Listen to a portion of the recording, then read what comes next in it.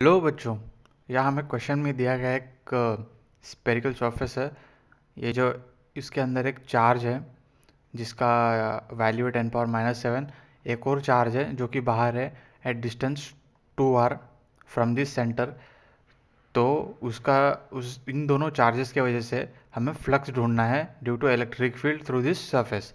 सबसे पहले हम जानते हैं ये जो चार्ज ये वाला है जो बाहर है, इसकी वजह से इस चार्ज पे या फिर इस चार्ज में इस स्फेरिकल सरफेस पे कोई फ़र्क नहीं आएगा, क्योंकि ये जो चार्ज है वो बाहर है। ये चार्ज Q एक्सटर्नल है। देयरफॉर चार्ज या फिर flux due to Q external zero होता है हमेशा, ये हम जानते हैं।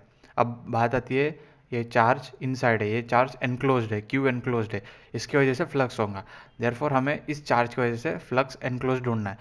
तो बस हम flux due to a charge enclose ढूंढते हैं, which is charge enclosed by epsilon naught. Simple formula substitution है और कुछ नहीं।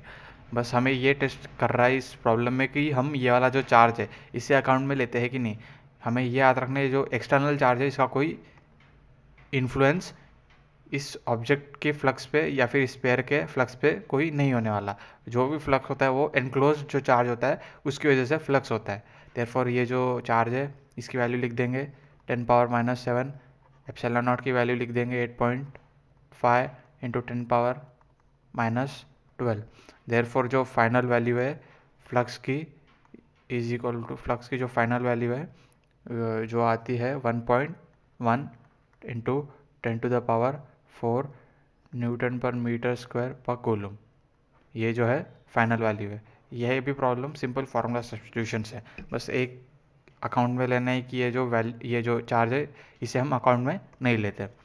I hope you have understood the concept.